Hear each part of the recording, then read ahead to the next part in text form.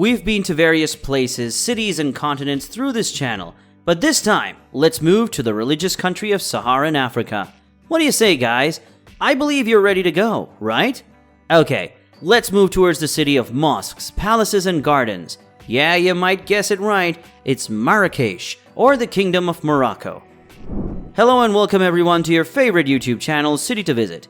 In today's video, we're going on an amazing trip to the most beautiful and coolest place that you have to be in the Red City, that's Marrakesh. Just relax, sit back and enjoy this beautiful virtual journey with the comfort of being at home. Let's start our journey with Jema El Fna. This large square at the entry of the Medina is the center of Marrakesh life. The Jema El Fna, also known as the assembly place of the nobodies, is a colorful hub of bric-a-brac stalls, artists, storytellers, fortune tellers, and snake charmers that comes to life in the late afternoon and lasts until midnight. An evening spent meandering between acrobat troupes and local musical ensembles here is a really Moroccan experience. The northern section of the square fills up with booths, providing cheap meals and snacks at sundown. It's also simple to take a break from the commotion of the square by visiting one of the many cafes that is also along the perimeter. From the rooftops, several of these cafes also provide the best panoramic views of all Jema El Fna activities. Moving ahead towards Medina souks. Basically, Medina or Old Town and souks or traditional bazaars or markets are Marrakesh's icons, and no visitor should miss them.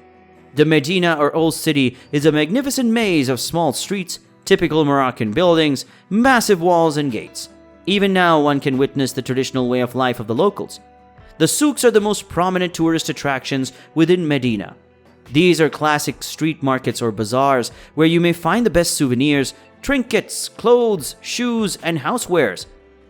Babouche or the shoe souk, El Atrin or the perfume and spices souk, and Sheratin or the leather souk are three popular souks to visit in Marrakesh. If you are coming here, then you must include them on your list of must-see attractions in Marrakesh. Moving on to the next stop is Kaltobia Mosque. This mosque is Marrakesh's most famous landmark, and its striking 70-meter-tall minaret visible for miles in every direction. Local Marrakesh legend tells that when first built, the muezzin, the man who calls the faithful to pray for this mosque, had to be blind, and the minaret was so tall it overlooked the ruler's harem. The mosque was built in 1162 and is considered one of the great achievements of Almohad architecture. The archaeological excavation area on the northwest side of the minaret displays the foundations of the earliest mosque built on this site.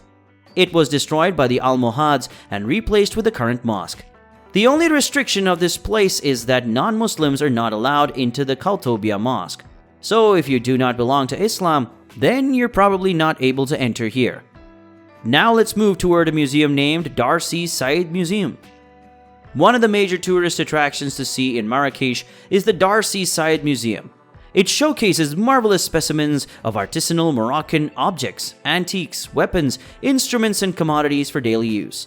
From vintage chests to modern-day carpets, this place has almost everything spread over 2 floors and adorned with a beautiful entrance. This is the oldest museum in Marrakesh and also popular as the Museum of Moroccan Arts. It's a great spot to spend a couple of hours if you're interested in the evolution of North African art and crafts. The Maison Tiskewin, located near the Darcy Said, includes a wonderful collection of Saharan-themed costumes, jewelry, weaponry, musical instruments, textiles, and furniture collected by Dutch art historian Bert Flint. The museum also has a branch in Agadir. Moving on to the next, Badi Palace. The ruins of Al-Mansur's once grand palace are one of the Kasbah area's most atmospheric sites. The Saadian ruler built the opulent palace with pavilions set amid a mammoth garden of reflective pools during his triumphant reign, but it was plundered and destroyed soon after. Now the sparse remnants of mosaic-tiled floors, ruined pavilions, and the high enclosing walls are all that remains. There are excellent views across the Medina from the top of the walls, where storks have also built their nests. After viewing the palace, head to the nearby Mellah, the old Jewish quarter of Marrakesh. It was established in the 16th century and is now populated mainly by Muslims. Okay, so our next stop is a graveyard called the Saadia Tombs. This is an age-old burial ground of 66 members of Saadian dynasty who reigned over Marrakesh between 1524 to 1668. The eminent King Al-Mansur, his successors, and close-knit family members were laid to rest here. While the main mausoleum at the center, where Moulay Yazid was buried, there are several other mausoleums as well in the same premises. The tombs were walled by Alawite successors, rediscovered in 1912 and renovated by Beaux Arts Services to make it one of the popular places to visit in Marrakesh, Morocco. On to the next one, Manara Gardens. This magnificent garden, which was formerly a royal retreat, is an oasis of peace in the middle of Marrakesh. It's a popular hangout for residents looking to get away from the crowds and enjoy some peace and quiet. The majority of the area is taken up with olive groves, but for visitors, the main attraction and reason to come here is the large reflective pool with its fine pavilion. Built in the late 19th century, the pool and pavilion are a favorite spot for many local Marrakesh families who come here to picnic and stroll. There you can find various excellent photography opportunities here of the pool with the Atlas mountain range reflected in its water on a clear day. Okay. So you guys have come this far. I believe you liked the video this far. So hit the like button to motivate us to make more videos like this. Let's move back to our virtual trip at our next stop, Jardin Majorelle. This huge luxuriant garden was conceptualized and produced over a 40-year period by acclaimed artist Jardin Majorelle. Despite being in the midst of the city, this popular Marrakesh attraction provides immense serenity and wonderful sensations upon entering the garden. Jardin Majorelle, a refreshing refuge within the city, is adorned with small alleyways, streams, and over 300 variety of unique plants. The artist's studio is a bright blue building that has been refurbished as a museum of Berber creativity. Moving ahead towards Al Moravid Koba, this is also known as the Koba Ba Adin. It is Marrakesh's oldest monument still standing, built in the 12th century during Ali ben Yusuf's reign.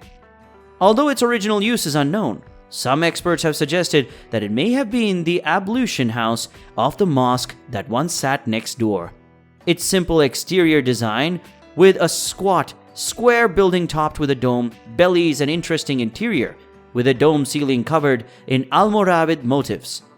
The Koba was one of the few buildings to survive the damage inflicted by the Almohad conquerors, who destroyed much of the earlier Almoravid architectural legacy. On to the next one, Marrakesh Museum. From ancient Quranic inscriptions to contemporary art and sculptures, Marrakesh Museum has everything. Characterized by ceramic work, floral inscriptions, and colorful mosaics, the museum looks elegant and graceful, and the exemplary collection of pottery, weapons, coins, and paintings amuses every avid traveler. The central courtyard looks spacious, while the huge chandelier in the patio is worth the sight and makes it one of the must-see places in Marrakesh.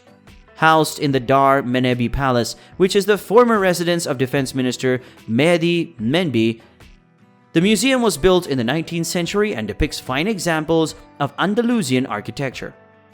Moving on to our last destination of this particular journey is Bahia Palace.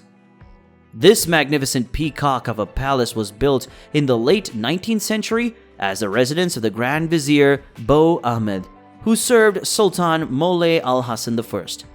The interior decoration is a dazzling display of Moroccan artisan work combining zelig tiles, painted ceilings, and ornate wrought iron features, showcasing the opulent lives of those high up in the Sultan's favor at the time.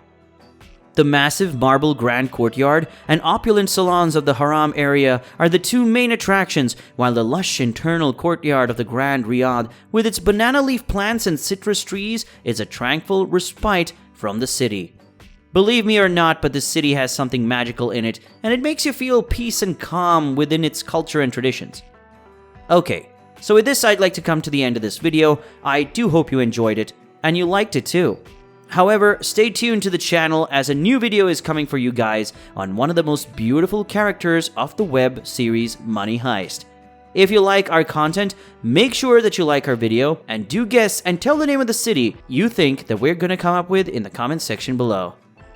Subscribe to the channel to get videos from us regularly, and also do not forget to hit the bell icon to never miss an update. Thank you so much for watching. We'll see you in the next one, and until then, peace out.